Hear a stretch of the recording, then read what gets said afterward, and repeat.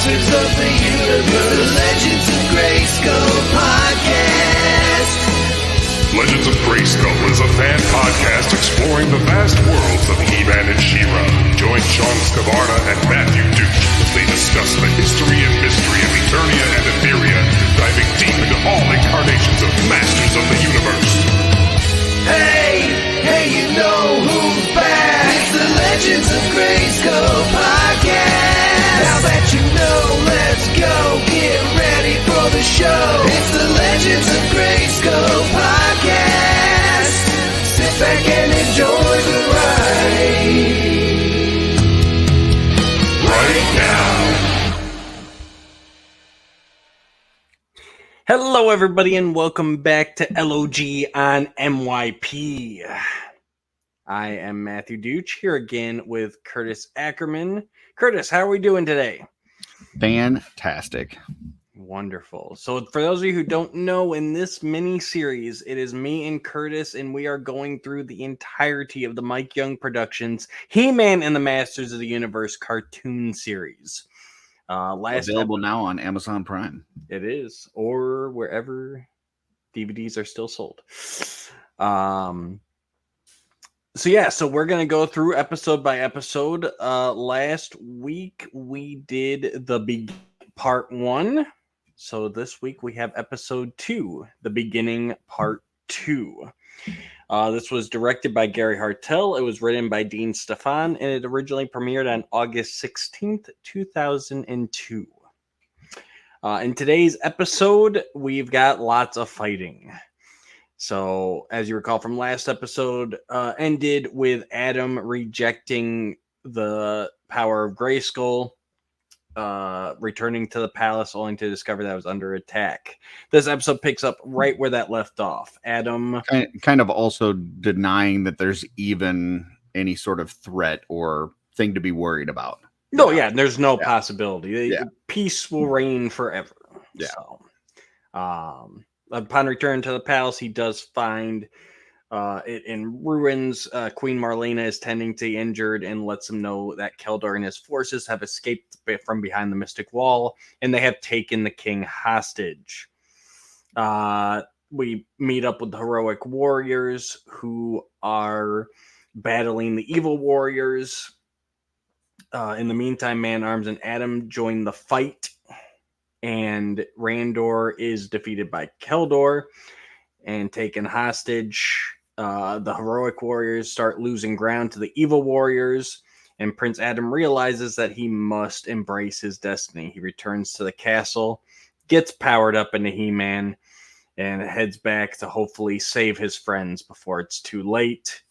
Meanwhile, the heroic warriors are pinned down by Evil Lyn, and who has taken control of a meteor shower. And all hope looks lost for our heroes until a shadowy figure steps into the fight. So, Curtis. Yes. How'd we enjoy this episode?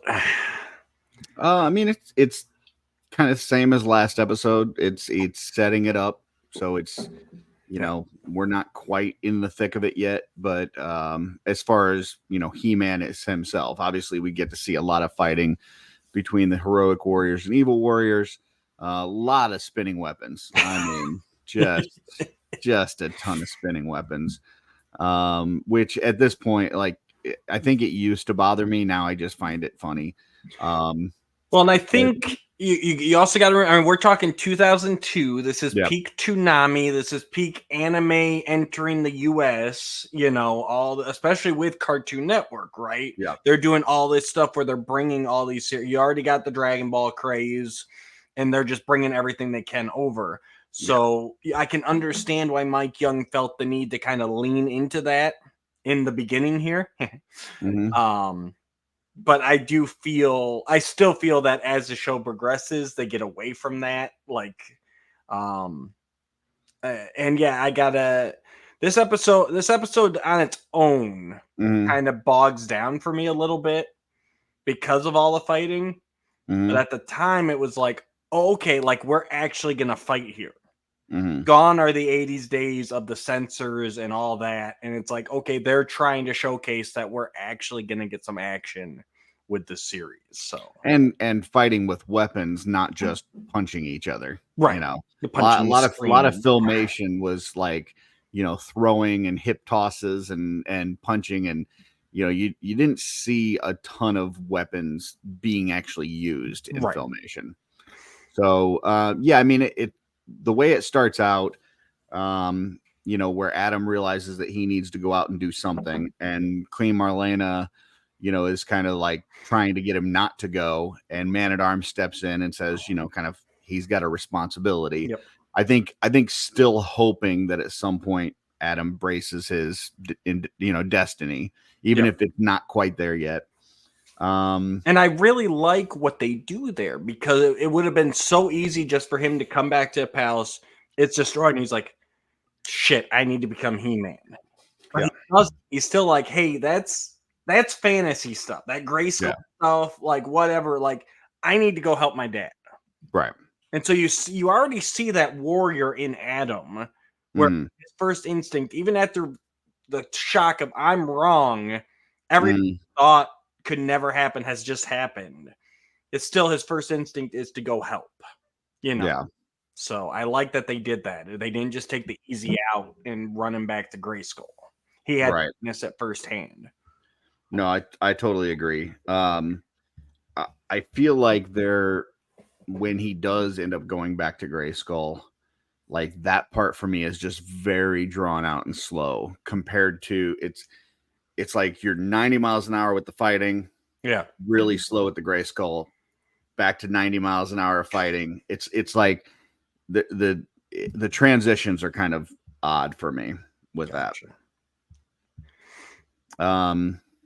But yeah, I mean, I don't want to get all the way through the episode. That's kind of the beginning. What are your thoughts on it so far? Yeah, I'm weighted there. Like I love, like as I always say, I love the moment with him and Marlena and Duncan and him being like, "No, I need to go fight." And then once we get to the fighting, like I said, nowadays the sequences drag for me, but also watching it, putting my mind back in 2002, that it was everything I wanted. Oh my god, like they're actually, like you said, they're actually twirling weapons and hitting each other with them, and you know, Whiplash bursting through the trees, you know.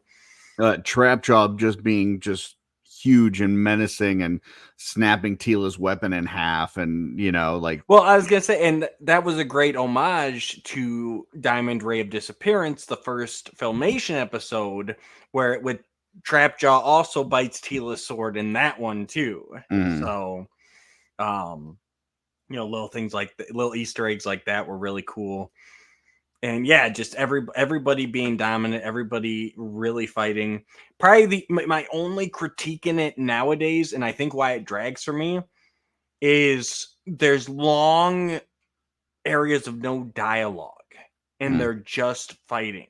yeah, And you know, 2020 hindsight, I wish there was more quipping back and forth. yeah. And I think that would probably help those scenes for me nowadays if they were. There was some of that between Randor and who we at the time Randor thinks is Keldor, right? But it's revealed at that point that it's now Skeletor. But there was definitely some quipping back and forth between the two of them, especially up until the point where he reveals himself as Skeletor. Yep. And Trapjaw and Tila had some, but then like Mechanic and Triclops, they were just wordless. You know, it's just, and I think that's part of it too, is like, you know, the fact that they would be talking, then would go these long stretches without, and then some people would, you know. Yeah. And really, if you're looking at the history in universe, like almost all these people know each other. You know, Trapjaw. Well, technically, this is the first time Trapjaw has seen the heroic warriors, because he was still Cronus when they pushed him back. Right. And Tila, as far as we know, is never. Yeah. But other than that, you know, like, I mean, the rest of them we saw at the beginning. We saw what? Ram Man, Stratos, Mechanic, Man at Arms, obviously, and Randor. So yeah, I mean, all all of them are familiar with each other. Exactly. So it's not even like so there should be that Yeah. you again type thing. Mhm. That's probably my biggest critique of the episode. But getting into the actual Grayskull scenes, that's I don't feel that's too drawn out, but maybe that's just me. I love, the Battle Cat or the Cringer and Orko, That part I following like. Yeah. along, and that being the way that because it's always been that odd choice, like, three others share this secret. Man at Mhm. Arms, Orko, like really Orko, and it's like, okay, now this Yeah, puts it like if into a there's one perspective that person you makes think you sense. wouldn't trust with a secret, it would be Orko. But yeah, he just kind Exactly. of finds out, Right. So yeah. So Yeah, that, I think my biggest thing with the whole Grayskull thing is just like that they're cutting back and forth between the fighting and that. yeah. And it's so much slower than the fighting that it makes it feel like it's dragging. On top of that, I mentioned on the last one, I can't stand this version of the sorceress. I think she looks terrible, and I think just some of the stuff that they do within Grayskull is just such a change from what I knew, that Yeah. I don't like a lot of the I don't know. I can't describe it, but just maybe the art style or the way that they do kind of the mystic parts of it are There's just much different than what I remembered from Filmation. and there's a lot of different stuff going on into Grayskull. It almost gives Mm, a feeling like this Grayskull was like built up like over the centuries and became different things, because yeah. you have like the castle parts, but then the sorceress has an Egyptian thing going on in her little Right. area, but then we get down into like these Roman pillars, and then finally we get down to the crystal chamber where the power is stored. We see the orb for the first time. Like, and I've always loved that, and that has made appearances in other things. I love the idea that at the center of all this is this whole otherworldly chamber that houses all the power. And then you get into a sequence with her summoning the sword case up from the depths, and that case opening up and Adam grabbing it and just that bit of energy going up his arm. Like, oh, that first transformation sequence. Well, that's what I was going to ask you about. What did you think about the transformation? He spins around with the weapon and all that. And what are your thoughts on that transformation? So, okay, for right now, because we're Mhm. going in chronological order, Mhm. I am just referring to this transformation sequence. Right. Once we get to episode 4, we'll talk about the regular Gotcha. transformation sequence. I love this sequence. The sword flying up, that case. The case looks awesome. It opens up. Adam reaches for the sword. It's got that little shock. I love that they put that little shock there. Because it's Mhm. always one of those things like, I know people have even said about Filmation's Secret of the Sword, like, how did Adora know, what to do or whatever? Like, they put that little bit of magic there, and I'm like, that's like, it's telling him, Right. how to do it. You don't need sorceress going in now. You do this and that, just that little Right. bit of energy. But yeah, him grabbing it being, because I mean, as we later come to find out, spoiler alert, it wasn't originally He-Man's sword. So, like, it being a sword meant for a giant warrior, and Adam's struggling to lift it.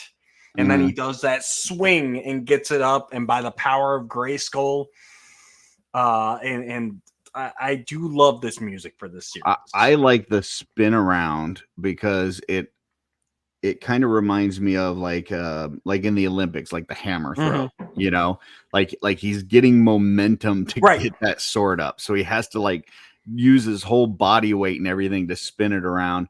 And then something that I don't know that I liked the first time I saw it, but now as we've, grown up a little bit and we've Yeah. seen Revolution, the difference between Adam and He-Man, where it's not just like the same person, same body Right. with just a tan and less clothes. The fact that it goes from not That's- scrawny, but a smaller guy to the bigger guy, and the change in voice, Yes. I think is very. They did a good job because a lot of that, like in the filmation, was like, really, you don't know that that's the same guy? Like, they look fucking identical. Sorry, didn't mean to curse, but they look absolutely identical. Right. And like, how do you not know that that's so? I think the difference in size, the difference in voice, like all of that is good with this. And I don't think they made Adam scrawny. Like, he still seems Right. like he could fight and he's wiry and stuff like that. But Dude, the the transformation, close-ups earlier when he's yeah, like when he's grabbing the scepter from Man at Arms and yeah, everything, like he's got some freaking muscles,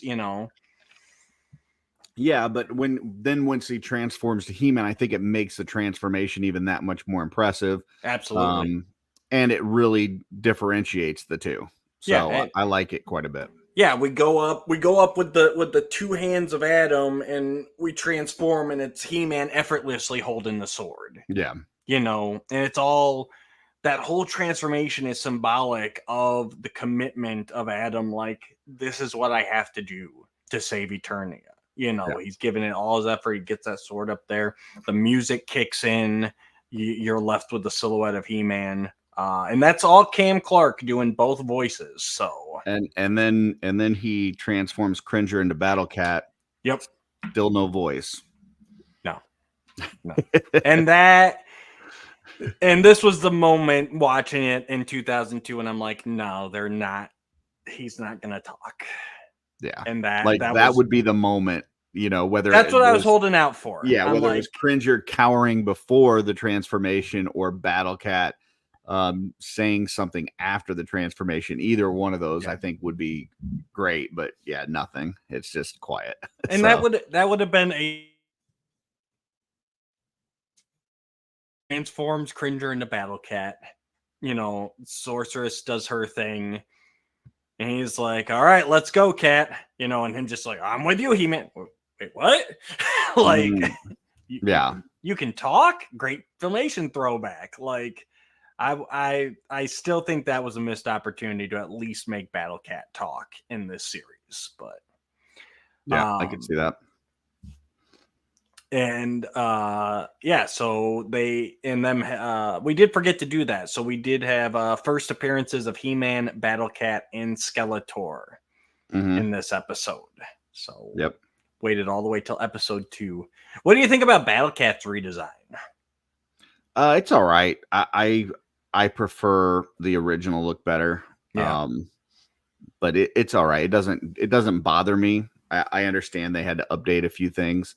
I think I dislike the sword a lot more than anything else. Like, I just, that sword doesn't do it for me. Like, the original sword, I felt like was just so iconic that I don't think you needed to change it. But I also get, what you were saying earlier. Like, this is kind of a new animation age, and they're, they want to make it like twist and turn and have all these things and gadgets. And I get it. I don't like the sword, but as far as the redesigns, yeah, I don't have an issue. Yeah. Well, and you know the true reason the sword looks like that, right? The way it does in 2000X? Yeah. No. Okay, so as we know, Mattel contracted the Horsemen to do the updates for the toys, and that's what they used for the cartoon. So the 4 Horsemen are the ones who redesigned at least everything at this point. As we get later on, Mike Young kind of stepped in and did some stuff that the Horsemen hadn't got into yet. But right now we're going all on 4 Horsemen designs. Gotcha. Including your Sorceress, by the way. That was 4 Horsemen. The colors of her were Mike Young. Gotcha. But the design was 4 Horsemen. The Horsemen hadn't gotten around to coloring it yet. But I'd have to rethink that and maybe reimagine it with the traditional colors and see if I would like that better. Getting off another tangent, check out the when they did the Staction Sorceress, they did one in the Mike Young colors and they did one in the color scheme that they were intending to do. But it's the same sculpt? But the same sculpt. Yeah. Oh, I'll check that out. Yeah, that is yeah, maybe I can find it right quick. But anyway, so for the swords, they the Horsemen had an idea for the actual storyline to go with these updates. The Horsemen, when they were updating these characters, were planning on this story being a continuation of the classic era, more like we eventually got in Revelation. So their thought process was, it's going to be a darker Eternia we come back to. It's years later, and Skeletor has won. Skeletor has conquered Grayskull. Yeah. And Skeletor has the power sword. So that sword that Skeletor comes with that breaks into two halves is what the Horsemen intended to be the power sword in this series. Gotcha. And going back to the two halves, one good, one evil, and really embracing that aspect of the vintage series. Yeah. So since Adam does not have the power sword, Man-at-Arms creates a sword that can tap into the power of Grayskull for him, but it's more electronic. See, that makes more sense because it does look like it has a mechanical nature about it, which is not explained here in this episode. Well, and knowing that would make more sense. Yeah, less so in the cartoon series, but definitely the toy sword is very electronic. Yeah. You know. And so, but then Mattel decided to go with just a complete reboot, but they just kept the designs that the Horsemen came up with. Yeah. So that is why. I will say the Skeletor sword that comes in two, and he's dual wielding it. I thought that was awesome. Like, I'm used to seeing Skeletor just kind of stand there and hold up his staff and shoot a beam at somebody or whatever. But to actually see him getting down and dirty and fighting with Randor and dual wielding those swords, I thought that was super cool. So I really enjoyed that. That not only that redesign, but just the way that they had the action laid out on that one.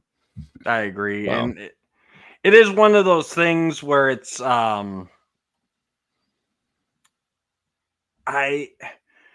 I don't know if I would have loved the Skeletor sword as the power sword either. Same.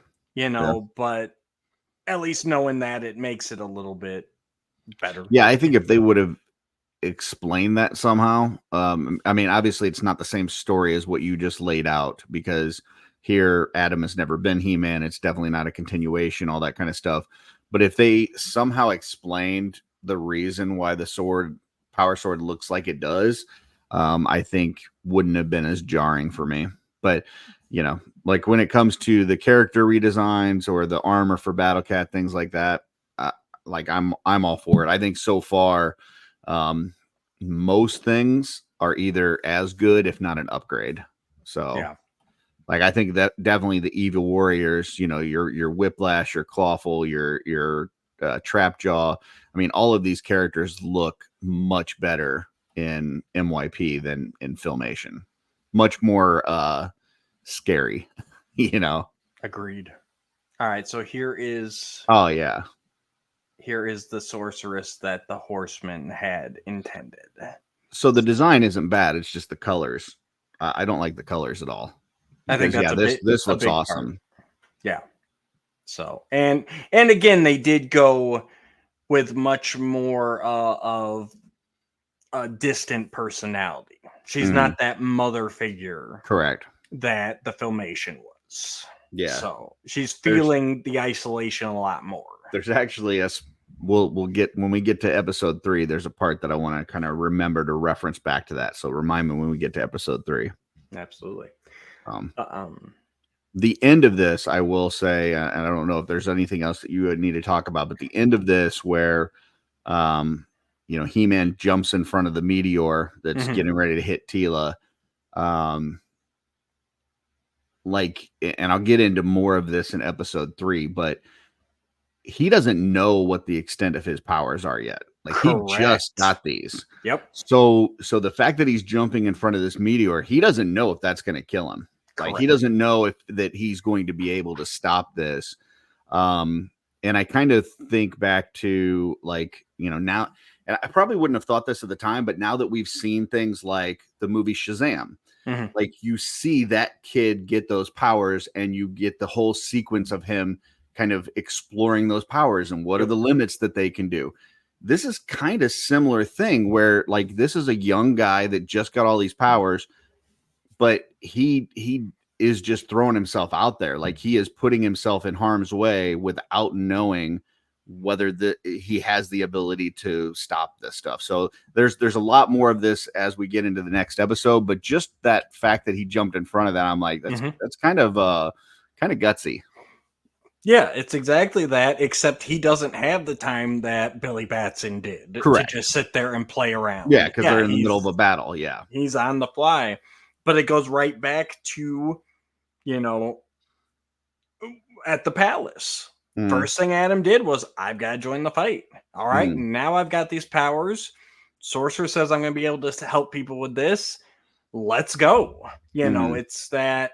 And for fans of Legends of Grayskull, they know Sean and I have discussed at length the Adam He-Man dilemma, where I still contest to this day, at its core, He-Man is Adam. It's kind of one of those which is the secret identity type things. Right. And Adam's true personality is the He-Man personality. He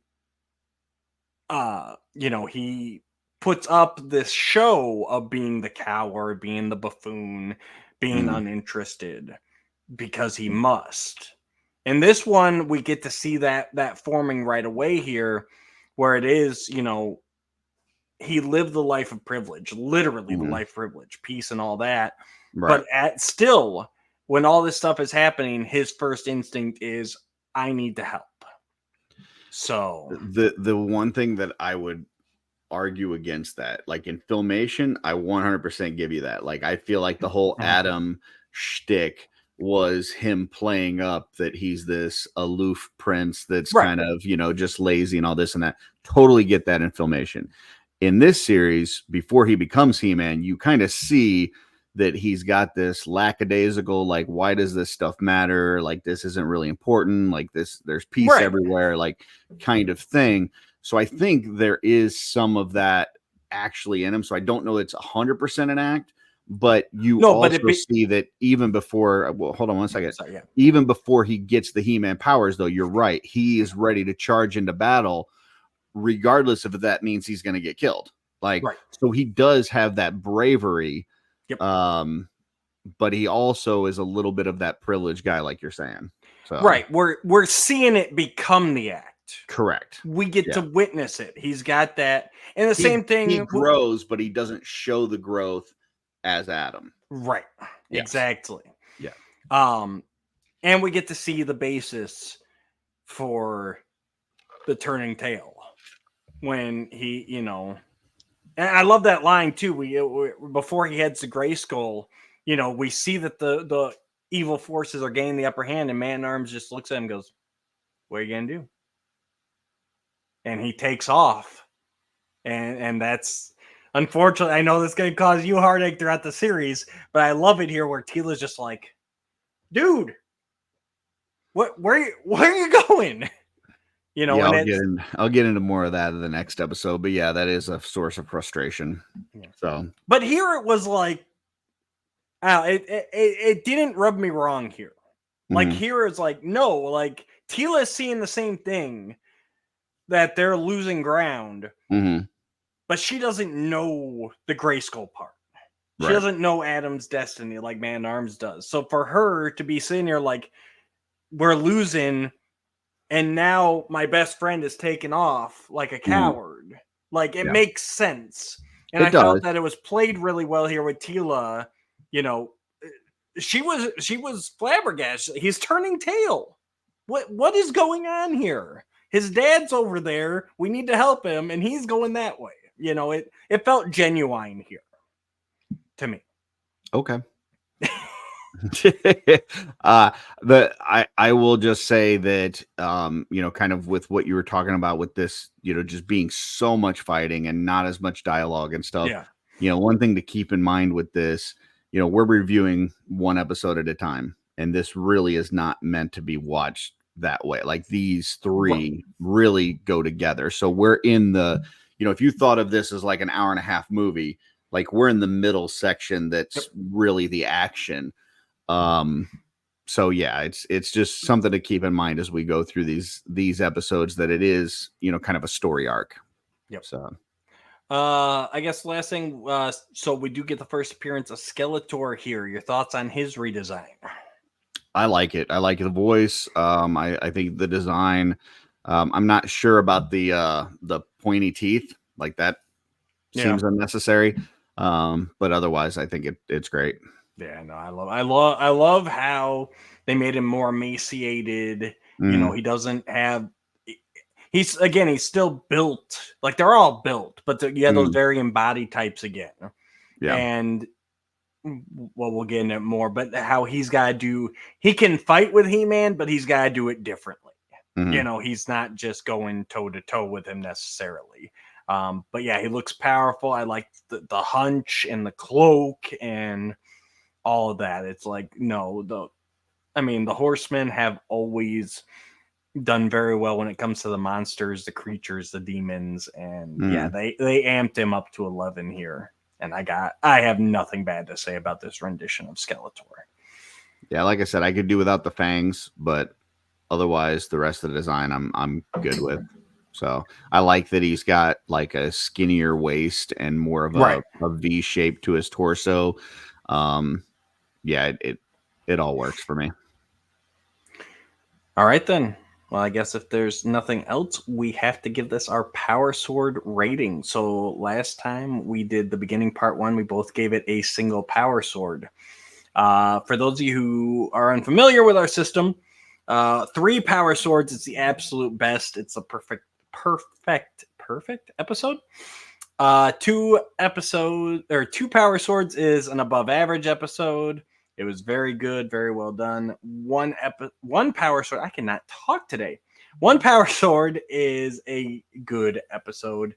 We got the Cosmic Enforcer. That's neutral. That's neither good nor bad.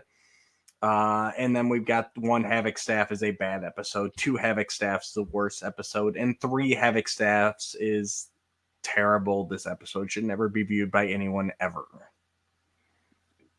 Curtis, what's your rating?